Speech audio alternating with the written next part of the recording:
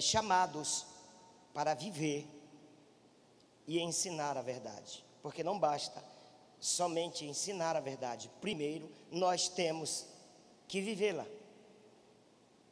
E eu tenho um texto aqui em Romanos 8,19, não sei como é que está na versão aí, que diz que a criação aguarda ansiosamente a manifestação dos filhos de Deus. A criação aguarda ansiosamente a manifestação dos filhos de Deus. Então esse projeto Atos 2020 veio assim do coração de Deus como inspiração para o nosso pastor, como ele falou ontem, mas para várias lideranças no Brasil, porque exatamente essa é a necessidade da igreja, é ser igreja. Está ali no livro dos Atos dos Apóstolos, e é interessante esse tema, Atos dos Apóstolos. Por que foi dado então esse tema para esse livro? Atos, a palavra Atos vem do grego praxeis, que fazia parte, era um título que fazia parte da literatura grega para narrativas de homens notáveis e que faziam grandes obras. Porém, no livro de Atos dos Apóstolos, embora nós possamos ver homens notáveis como Pedro, João, depois Paulo, mas nessa narrativa eles foram apenas coadjuvantes, porque o ator principal dessa saga foi o Espírito Santo de Deus, é o Espírito Santo e continua sendo o Espírito Santo de Deus. E um ponto importante na narrativa é a conversão de Saulo, que até o nome dele se converte para Paulo, que era um fariseu zeloso, que se tornou modelo na prática da vivência cristã e também do ensino da verdade, graças a um poder sobrenatural que estava fora dele e que veio para ele transformando a sua imagem e a sua semelhança, nada menos que o próprio Deus. Próprio Espírito Santo, o ator desta saga, veio sobre Paulo, transformou a vida de Paulo e transformou aquela realidade. E assim foi com todos os personagens do livro de Atos. Assim foi em toda a história da igreja e assim é conosco. Esse é o nosso chamado, para sermos invadidos por Deus, para sermos transformados por Ele. Então esse é o nosso chamado. Sabe, aqui a maioria são pastores. Deixa eu falar algo para vocês. O nosso chamado principal não é para ser pastor. O nosso chamado principal é para amar a Deus, é para sermos transformados à sua imagem e à sua semelhança. Esse é o nosso chamado, porque há uma ordem nas prioridades do nosso chamado. Quando nós lemos o Evangelho de Marcos, capítulo 3, e o versículo 13 e 14 diz que Jesus, ele subiu ao monte e chamou para si. Essa foi a dinâmica de Jesus, sempre chamar para si. Chamou para si os que ele quis e vieram a ele.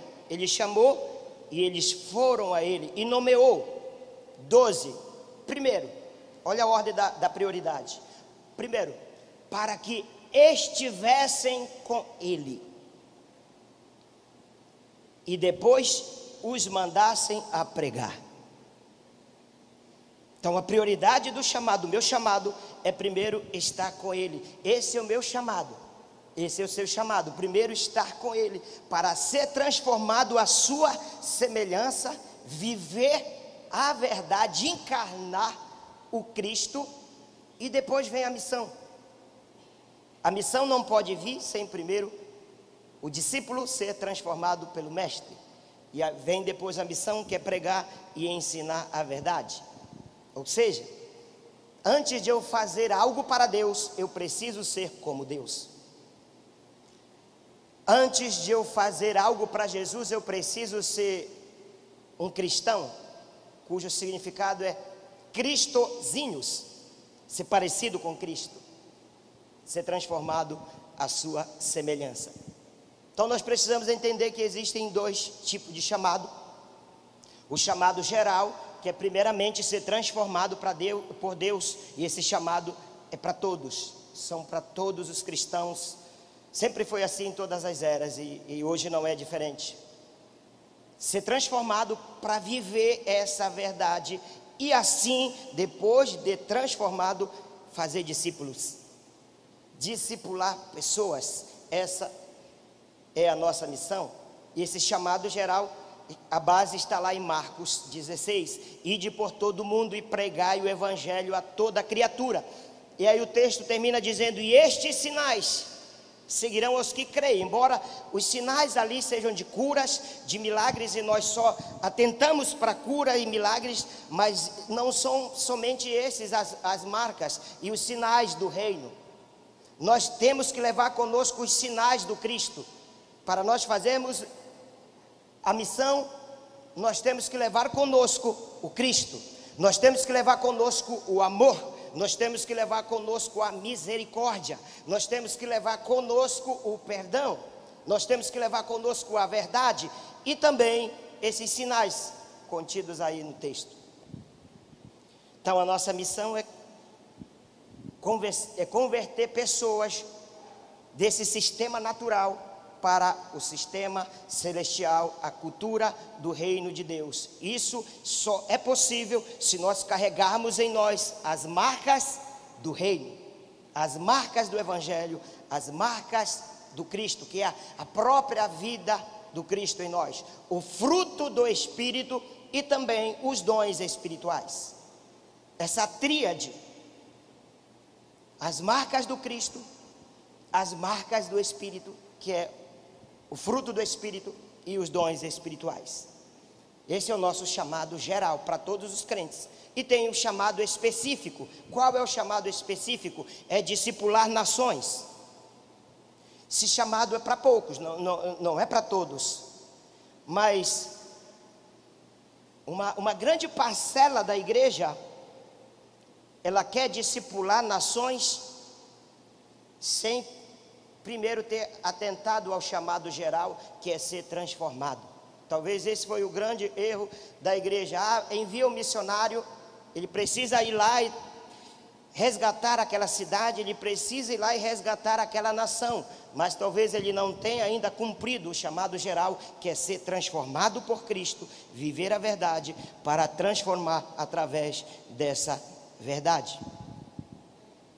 Então, transformados para manifestar o reino de Deus, para tornar uma sociedade mais justa. Entenda, o nosso chamado é para sermos transformados, e aí nós vamos então estar a serviço de Deus para tornar uma sociedade mais justa. Os cristãos da igreja primitiva, eles lutaram por isso. Não mais justa, não somente no sentido espiritual, mas em todos os aspectos, em todas as esferas da sociedade, aonde o reino de Deus pode alcançar. Nós estamos muito focados em igreja. Temos que fazer o trabalho na igreja. Uns são chamados para a igreja, outros são chamados para a política, outros são chamados para o governo, outros são chamados para as artes, para a educação, para a economia. Mas onde cada um de nós estivermos inseridos, nós podemos ali, nesses ambientes, fazer a diferença. E é dessa forma que nós vamos transformando a sociedade. Então os cristãos da igreja primitiva, eles lutaram por essa vida mais justa. Está lá em Atos, capítulo 17, versículo 6, diz: estes que têm transtornado o mundo, chegaram até aqui. Eu entendo de uma outra forma: estes que têm não transtornado, mas transformado o mundo, estes que têm impactado o mundo, chegaram até aqui, e agora nós seremos impactados por eles. Agora nós seremos impactados por esta verdade. E assim O mundo da época foi sendo transformado. Entenda, a igreja é uma agência de Deus a serviço da transformação da humanidade. Nós somos agentes de transformação. E aí Paulo, falando aos Romanos, ele fala do atual contexto daquela sociedade, no seu contexto, nos seus dias. E aí nós vamos trazer essa narrativa para o nosso contexto, para os nossos dias. Ele dizia: a criação aguarda ansiosamente a manifestação dos filhos de Deus. É hora dos filhos de Deus se manifestarem em poder à imagem do Criador. É hora da igreja aparecer, é a hora da igreja mostrar a sua influência para a humanidade. Influência dentro, representada pelo sal, e influência fora, representada pela luz. A igreja precisa aparecer para o mundo, porque a missão já foi dada e também a unção já foi dada. A unção, ela veio com um propósito de nos transformar, para transformar. E Jesus já dizia: o Espírito de Deus está sobre mim pelo que me ungiu.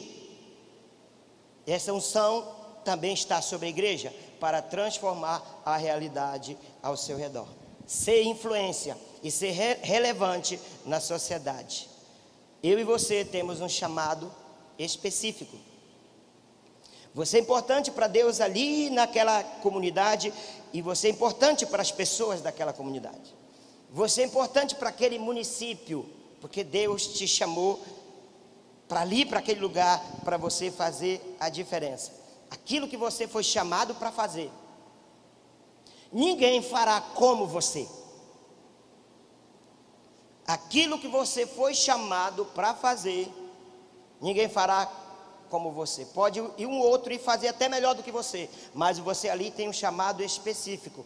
Sabe por quê? Você é único. Deus não repetiu nenhuma impressão digital. Deus também não repetiu nenhum chamado.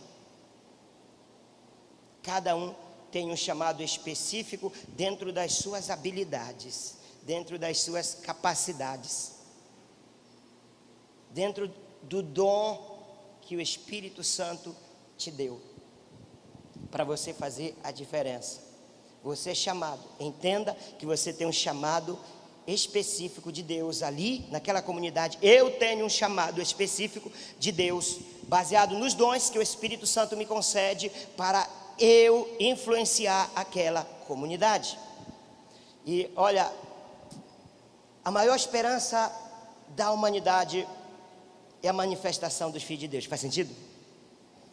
A maior esperança da humanidade é a manifestação dos filhos de Deus. Então, a criação, ela aguarda ansiosamente. Como assim? Com grande expectativa. Ela está na perspectiva de uma hora a igreja se levantar, emergir e fazer a diferença aonde ela está inserida. Ela aguarda, a criação aguarda pela nossa manifestação, e não diz que a criação aguarda pela manifestação das religiões. A humanidade não aguarda pelas religiões, não aguarda pela manifestação dos governos, dos partidos políticos, das vertentes filosóficas, das ONGs, embora esses são os meios pelos quais Deus, ele vai alcançar a sociedade. Tudo isso faz parte do reino de Deus. Mas a criação aguarda pela manifestação dos filhos de Deus, atuando em cada uma dessas esferas da sociedade, porque aonde um filho de Deus está, ele faz diferença. Ele está lá na educação, ele faz diferença lá na escola. Está lá na Câmara dos Vereadores, aquela vereadora, ela faz diferença lá naquele contexto. Ela é luz ali, ela terá influência de transformar aquela realidade e de transformar aquela cidade, aquele prefeito, aquele governador. Alguém que está na área da música, das artes, pode fazer influência para transformar a sociedade. Então é importante que os filhos de Deus se revelem e que eles apareçam e que eles resplandeçam neste mundo de trevas. Porque o nosso contexto, o pastor Martins falou um pouco ontem sobre o contexto atual, como é que nós estamos vivendo. Paulo já dizia mais de 2000 anos atrás que a criação geme, e hoje, pior ainda, a humanidade em todas as suas esferas está entrando numa decadência, ela está confusa, ela está contraditória, ela está doente, sucumbindo, ela está gemendo, se contorcendo, e há uma voz, um gemido gritando por socorro. A doença que assola o mundo é aguda e é crônica. Nós vemos aí os dilemas sociais, as ideologias, nós vemos aí o preconceito, a discriminação racial, a crise econômica, a crise ética, a crise moral, a crise na família, as doenças físicas e mentais, a corrupção, a violência, o desemprego, a pobreza, a fome, as enfermidades.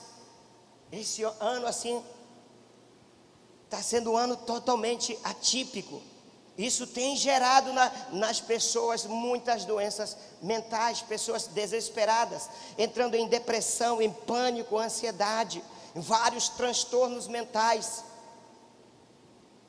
Aumentou ainda mais o índice do desamor, da injustiça dentro de casa, da apostasia, muitos perdendo a fé, muitos cristãos perdendo a fé, abandonando Cristo, abandonando o caminho, abandonando a igreja, outros movidos pela ganância, a destruição total do meio ambiente. O meio ambiente também está sendo afetado, as queimadas na nossa Amazônia, de forma desordenada e gananciosa.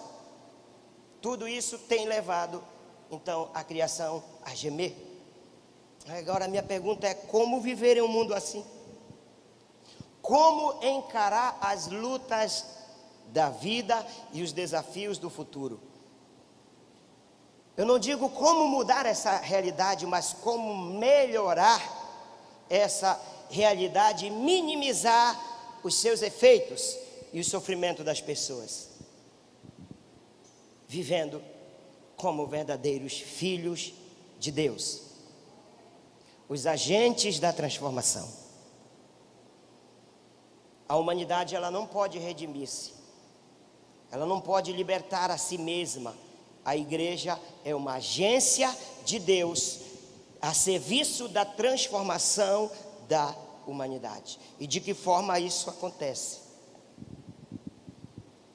Após uma conversão sincera e verdadeira, com um DNA de filhos de Deus, encarnando o Cristo em nós, e não de forma trivial, como muitas vezes nós estamos vivendo. Um evangelho trivial. Precisamos encarnar verdadeiramente o Cristo, vivermos essa verdade em amor e ensinando esta verdade em todo o lugar. Isso começa por mim, pela minha família, por você, por sua família, vivendo os princípios e os valores de Deus em todo e qualquer lugar. Eu vou contar aqui uma história que aconteceu comigo, mas não entenda que eu queira me engrandecer. Isso não é para eu me engrandecer, é para nos alegrar e para nos amadurecer. Aconteceu algo comigo há 2 anos atrás. Eu fui na drogaria pagar algumas contas. Ali lembra que tinha o Bradesco Express dentro dos estabelecimentos, dentro da drogaria ali, próximo de casa. Eu fui lá, a conta dava aproximadamente, as contas davam aproximadamente R$2.000, e eu somei tudo, estava batendo. Eu cheguei lá, eu dei para a atendente, ela somou e me devolveu R$360 de troco. Eu imaginei eu acho que eu somei errado. Aí eu voltei para casa. Eu acho que eu somei errado, não é possível.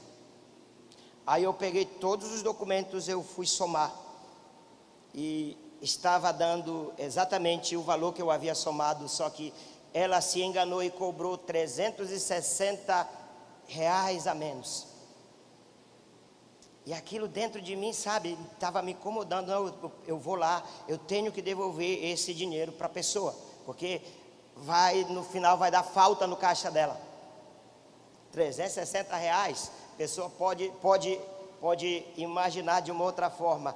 Glória a Deus, Deus me abençoou. Olha aqui, Deus fez com que acontecesse isso aqui. Deus está me abençoando. Deus me deu R$360 de forma injusta? Não. Aí eu fui lá, pedi licença, moça, some novamente esses documentos, que eu acho que a sua soma deu errado. E ela foi somar, bateu com a minha, e estava dando um desfalque no caixa dela de R$360. Eu falei assim: está aqui o dinheiro que você me devolveu, esse dinheiro é seu, é aí do caixa.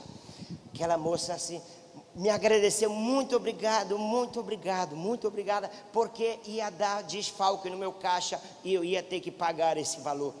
Você sabe o que aconteceu comigo? Um alívio.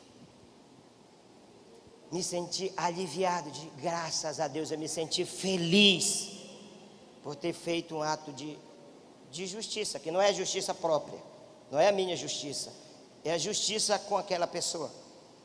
Então é dessa forma que nós precisamos encarar a realidade e saber que quando algo vem, não pensar que é Deus nos abençoando, que Deus não nos abençoa através da injustiça. Isso não se sustenta. Injustiça, inverdades não se sustentam no reino de Deus. A pessoa ela pode ser injusta, ela pode ser mentirosa por um período de tempo, mas essa injustiça não tem base no Evangelho. Vai desmoronar, não tem base. Então eu me senti muito feliz em ter agido dessa forma. Um filho de Deus, ele faz diferença aonde ele estiver.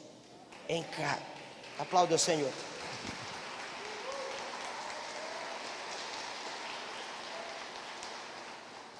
E essa diferença não é lá dentro das 4 paredes do templo.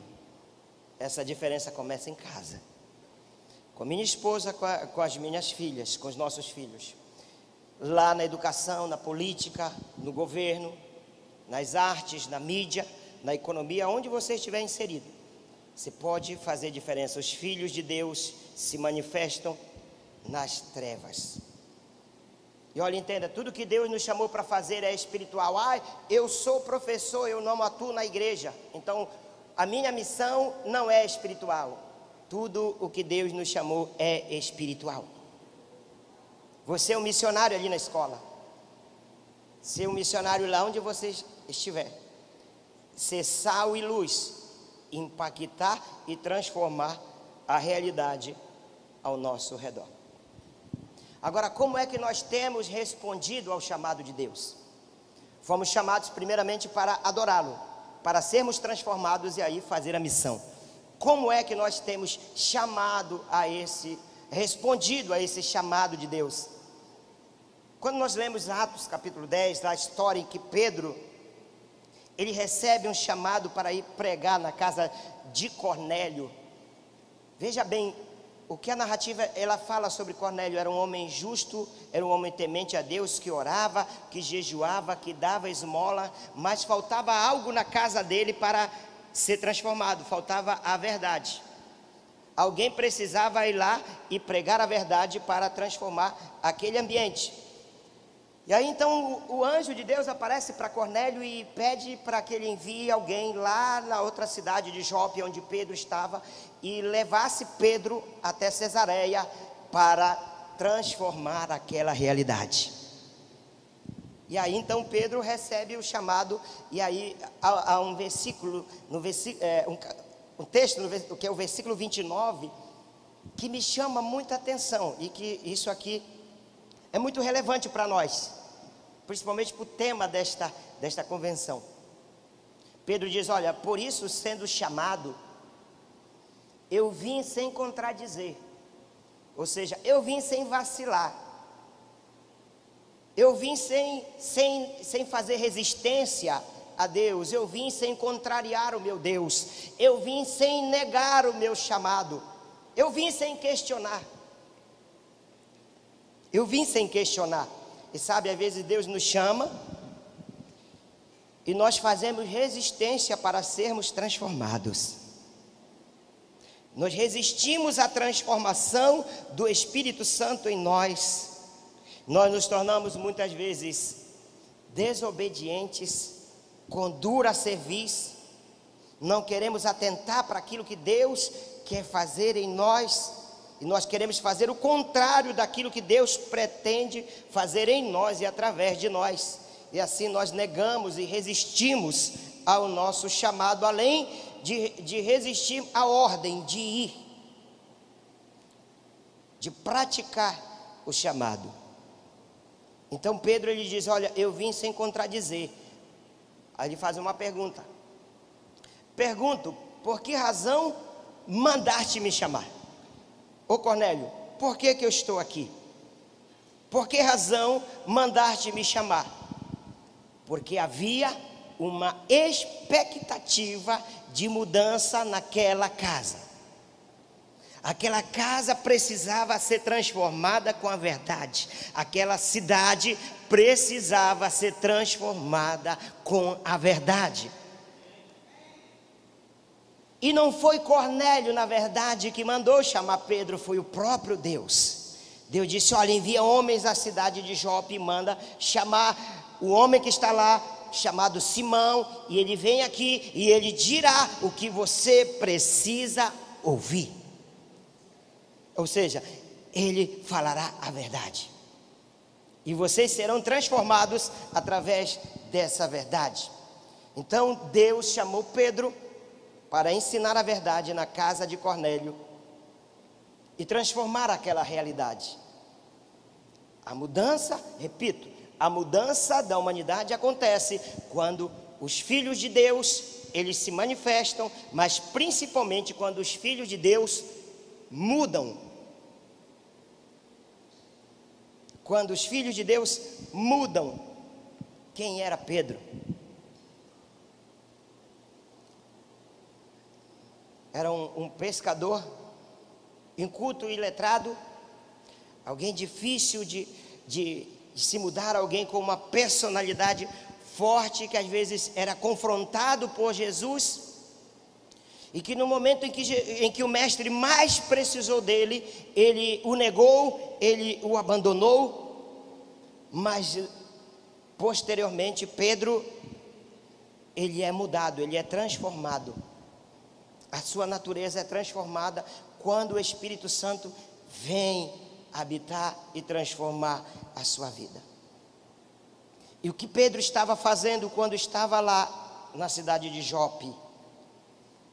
Ele estava em conexão com Jesus. Ele estava orando. Ele estava em conexão. Ele estava fazendo aquilo para qual ele foi chamado, Marcos 3, para estar com o Senhor.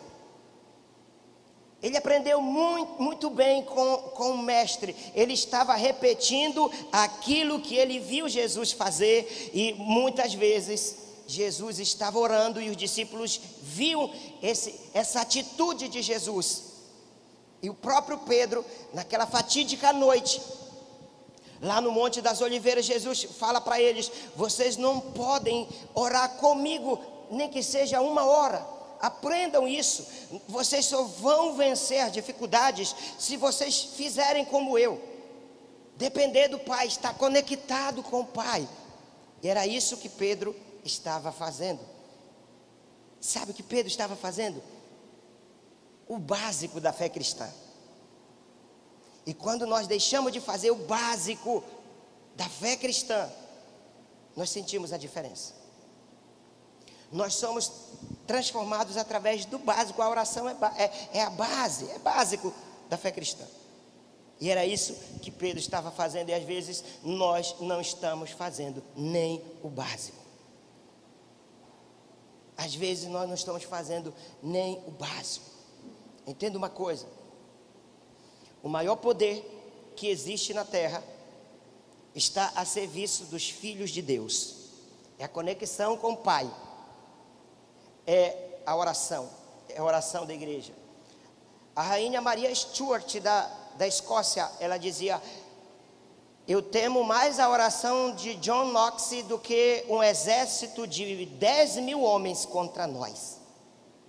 Porque ela conhecia o poder e a influência da oração. O poder da oração é maior do que todos os poderes controlados pelos homens. E esse poder está a nosso serviço. E às vezes nós não utilizamos esta ferramenta. Jesus utilizava muito bem isso. Então, por esse motivo, a nossa conexão contínua, não esporádica, mas contínua com Jesus, nos torna semelhantes a Ele. Nós vamos sendo transformados. Olha, a oração é questão de sobrevivência. As nossas lutas e as lutas da humanidade, tá? As nossas lutas e a luta de todos os demais são travadas fisicamente, mas elas são vencidas espiritualmente através da oração. Muitas coisas na minha vida eu consegui através da oração. A minha filha mais velha, Ana Clara, todas as formas, barrar o avanço das células, o avanço de abertura de obras de igreja nos municípios, e aí vem então as dificuldades. Isso são lutas que nós enfrentamos, mas nós precisamos enfrentar essas lutas e essas dificuldades através da oração. Moisés foi o primeiro a vencer uma batalha através da oração. Ele venceu Amaleque, o primeiro inimigo a se opor, a fazer oposição contra Israel quando saiu do Egito. E está lá o texto, lá no livro de Êxodo 17, todos vocês conhecem, que quando Moisés levantava as suas mãos, Israel prevalecia, mas quando ele baixava, o inimigo prevalecia. Quando Moisés levantava as suas mãos e orava, ele estava se conectando com um ser mais poderoso do universo. E assim, ele e os guerreiros de Israel eram transformados por essa influência que a oração ela causa para transformar tudo ao redor. Olha, a oração é uma legalidade que eu dou para uma invasão de Deus numa determinada situação. Eu oro e eu estou dando legalidade para Deus intervir naquela situação. E Tiago diz que a oração do justo é muito eficaz. Nós precisamos entender que oração é uma coisa e intercessão é outra. Quando eu oro, eu falo diretamente com Deus sobre várias perspectivas, sobre os meus desafios, sobre as minhas dores, sobre os meus fracassos. Agora, quando eu intercedo por pessoas, por lugares e por situações. E interceder significa promover o encontro com Deus, ou promover o encontro com Jesus. Quando tem alguém doente que nós intercedemos por ela, nós estamos promovendo o encontro de Jesus com aquela pessoa. E Jesus intervém então na vida daquela pessoa e muda a situação dela. E Moisés estava intercedendo por Israel, ele estava marcando o encontro com Deus. E quando ele intercedia, e quando ele então orava, intercedia, os guerreiros de Israel eram fortalecidos pelo poder de Deus. Eles recebiam vida, poder, agilidade. Eles tinham uma percepção melhor da batalha. Eles estavam focados e ligados graças à intervenção de Deus naquele ambiente. Mas quando Moisés parava de orar, eles perdiam o foco. Quando o fluir de Deus parava naquele ambiente, o povo de Deus cansava, eles perdiam o vigor, eles desanimavam, eles enfraqueciam, e o inimigo é que vencia, porque os amalequitas também clamavam aos seus deuses. Era uma guerra espiritual. E de alguma forma eles eram fortalecidos. Então olha o poder da oração, o poder que Deus ele faz em nós através da oração. Não é a oração que é poderosa, mas aquele que age através da oração. Ele é o Todo-Poderoso. E pastores, a única forma de nós pararmos, frearmos o reino das trevas é realmente dependendo de Deus. Jesus disse que há castas na sociedade que ela não sai a não ser com jejum e oração. Nós não vencemos as nossas batalhas na força do braço.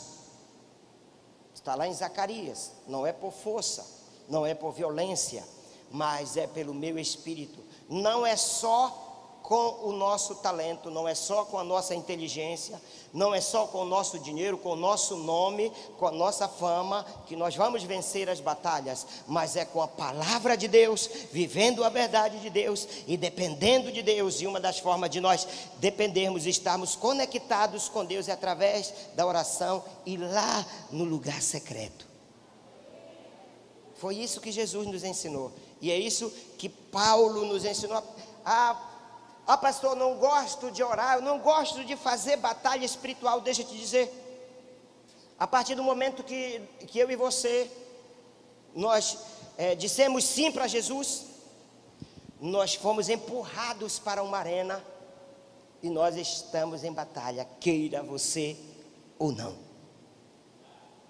Lute você ou não, você e eu, nós estamos envolvidos numa guerra. O próprio apóstolo Paulo, ele teve que fazer isso e ele nos ensinou a fazer isso. A igreja primitiva teve que fazer isso e a igreja primitiva nos ensina este princípio. Quando a oposição se levanta contra a igreja tem que se reunir e orar. A oração, sem dúvida, ela exerce um direito e um poder direto sobre a nossa caminhada e o avanço. Lá em Atos capítulo 4, vocês lembram que houve oposição, que a igreja estava proibida de pregar e de ensinar a Cristo, pelas autoridades religiosas de Israel. O que foi que a igreja fez? Se uniu em oração. Atos capítulo 4, versículo 31 diz que eles oraram, e houve uma manifestação da presença de Deus e da confirmação de Deus para o avanço do reino, que houve um abalo sísmico. O lugar onde eles estavam tremeu, não sei como, é inexplicável. E eles foram impactados novamente pela manifestação do Espírito Santo, que o texto diz que eles saíram dali tão impactados, cheios de ousadia, e pregavam a palavra de Deus com ousadia. Eles mudaram a realidade. Eles mudaram aquela realidade. Ninguém pode deter os passos de uma igreja que ora. Pelo poder humano eu não posso, mas pelo poder divino sim. Eu só venço a luta na dependência de Deus. Os grandes exércitos, eles só irão ao chão mediante a manifestação de Deus em mim, através da oração. E o apóstolo Paulo viveu essa realidade. Ele teve que batalhar e romper com as forças satânicas, e romper as suas linhas, que estavam fazendo de tudo para impedir o avanço do evangelho e fazer com que o evangelho chegasse então aos perdidos. E Paulo ali, ele liberta aquela moça que estava possuída por um espírito maligno. Era o reino das trevas tentando paralisar o avanço do evangelho. E Paulo, ele teve que romper com essas forças do inimigo que estava usando aquela moça. A oração, ela debilita as forças malignas. Lá em Buenos Aires, há um bairro chamado Adrogué, e ali havia uma igreja, que há 70 anos, essa igreja tinha 70 membros. 70 anos de existência, 70 membros. E nenhum membro daquela igreja morava no bairro. Todos eram de fora. E aquela comunidade, ela criou uma expectativa da manifestação dos filhos de Deus naquele lugar para mudar aquele ambiente, que era um ambiente muito hostil, de violência, de abusos, de drogas. E sabe, eles clamavam por uma intervenção de Deus e que Deus mudasse aquela realidade. E aí foi um pastor ali para aquele lugar e ele aceitou o convite para mudar aquela realidade. E eles começaram a orar.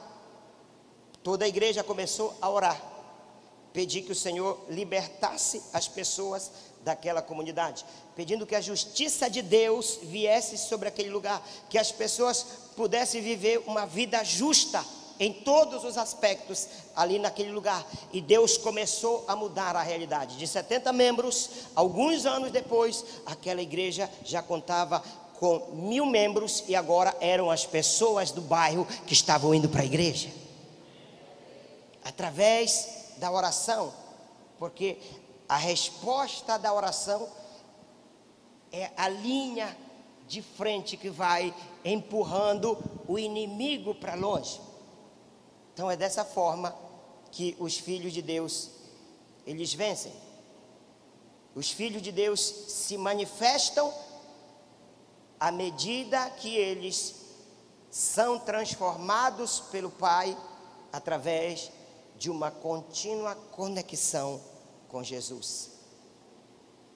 Então a solução para a humanidade está nos filhos de Deus. Os filhos em conexão com o Pai, vivendo e ensinando a verdade. Somos agentes de transformação. Só podemos mudar a realidade ao nosso redor em conexão, em dependência de Deus, sendo transformados por Ele, encarnando realmente o Cristo em nós, sendo cristozinhos, sendo verdadeiramente cristãos, porque esse é o nosso chamado. Paulo disse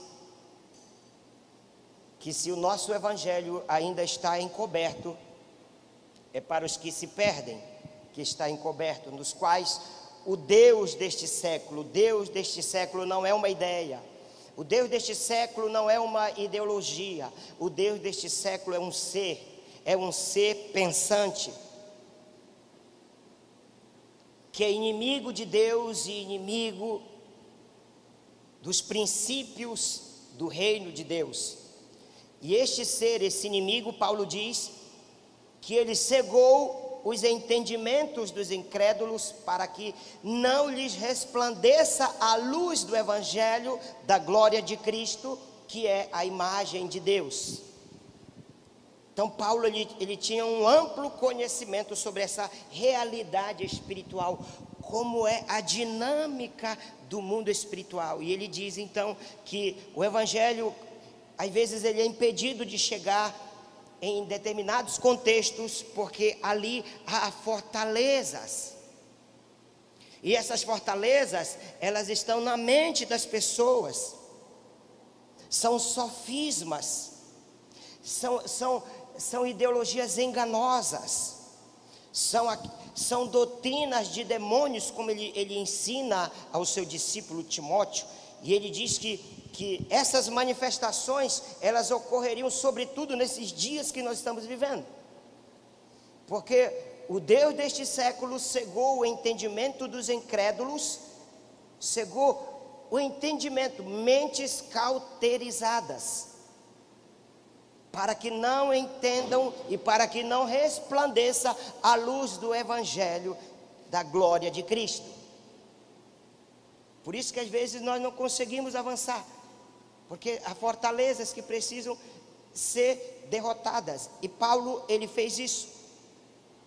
Paulo, ele teve que lutar. Paulo teve que orar, depender de Deus. Jesus fez isso. Ele ensinou a Pedro e Pedro copiou essa atitude e fez isso.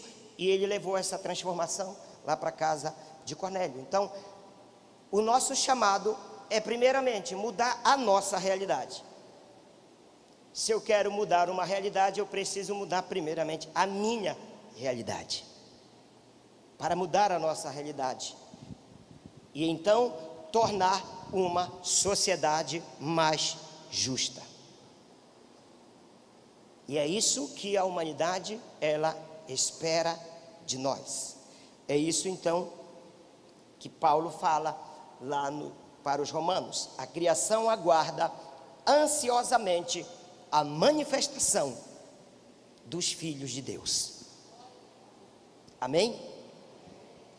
A criação espera por mim, espera por você, espera por nós. Não só dentro das quatro paredes, mas em todas as esferas da sociedade onde nós estivermos inseridos. Amém? Glória a Deus. Você pode ficar em pé, aplaudindo o Senhor. Nós vamos orar, encerrando essa primeira sessão, chamados para viver e ensinar a verdade. Senhor nosso Deus e nosso Pai, Senhor Jesus disse que sem Ele nós não somos nada, sem Ele nós não podemos. Pai, nós estamos conscientes que para nós mudarmos a nossa realidade, nós precisamos primeiramente sermos mudados pelo Senhor, assim como o Senhor fez com os seus discípulos. Pai, nós oramos pelos teus filhos, pela tua igreja, para que nesses dias haja uma mudança significativa, despertando o teu povo para viver os sinais do reino de Deus. Senhor, viver o amor, viver a misericórdia, viver o perdão, viver a harmonia, a aceitação. Senhor, encarnarmos, Pai, o Cristo em nós, encarnarmos em nós o fruto do Espírito, as virtudes do fruto do Espírito e dos dons que o Senhor concedeu a nós. Abre os nossos olhos espirituais, abre a luz do nosso entendimento para nós entendermos esta realidade. Senhor, abriu os olhos de Paulo, e Paulo fez uma boa leitura da realidade, do seu contexto, da época, o que impediu o avanço da igreja, o que impediu o avanço do evangelho. E ele se conectou com o Senhor. Ele buscava o Pai em oração, para que o Pai transformasse aquela realidade através dele.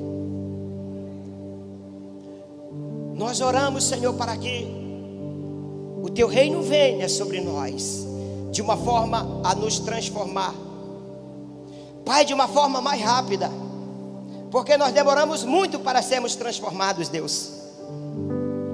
Nesses dias, nós precisamos de uma transformação célere. Nós fomos chamados para estes dias, para transformar esta realidade, Pai. Ore, levante o seu clamor aos céus, fale com Deus, diga: Senhor, transforma a minha vida, transforma a minha vida.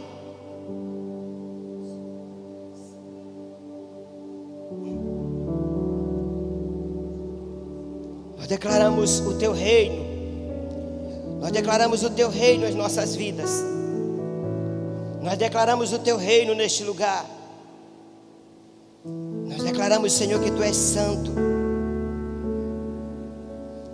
e que esse ambiente, Senhor, essa atmosfera é afetada pela tua glória, pela tua presença. Não há outro como tu, Senhor. Nós declaramos que não há outro como tu. Nós declaramos que não há outro como nosso Deus. Só tu és santo. Só o Senhor pode mudar a realidade da nossa nação. Só tu és santo, Deus. Só tu és santo. Nós te adoramos. Nós bendizemos o teu santo nome. Te adoramos, Deus. Não há outro como tu. Não há outro como tu. Declare isso. Não há outro como tu, não há outro como Jesus, só tu és santo,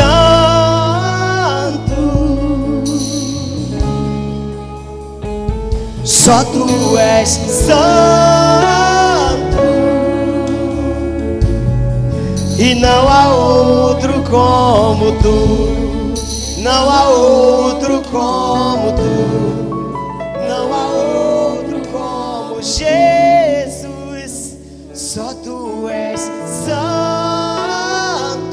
Guardem essa verdade, igreja. Essa é uma verdade incontestável. Não há outro como Ele, e não há outro como Tu. Não há outro como Tu. Não há outro como Tu. Não há outro como Jesus. Por isso nós dizemos que nós queremos estar na Tua presença. Como Davi disse, uma coisa eu peço e a buscarei, que eu esteja na presença do meu Deus constantemente, para por Ele ser impactado e transformado. Não há. Não há outro como Tu. Não há outro como Jesus. Não há. Uma coisa vou pedir, deixa eu ficar nesse lugar todos os dias da minha vida. Uma coisa vou pedir, deixa eu ficar nesse lugar todos os dias para ser transformado em conexão com o Pai. Coisa vou pedir, deixa eu ficar neste lugar, no lugar do encontro, neste lugar, no meu interior, no meu coração, na minha mente. Vou pedir, deixa eu ficar neste lugar todos os dias da minha vida. E é aqui que eu me sinto muito bem. E é aqui que eu me sinto muito bem. E é aqui que eu me sinto muito bem. Não há outro lugar melhor. E é aqui que eu me sinto muito bem. Em conexão dentro, em conexão com o Espírito de Deus. Não há outro lugar melhor. Uma coisa vou pedir, deixa eu ficar todos os dias. Obrigado, que Deus abençoe. Continuemos em conexão e sendo transformados pelo Pai, para transformar a realidade ao nosso redor. Deste lugar, todos os dias.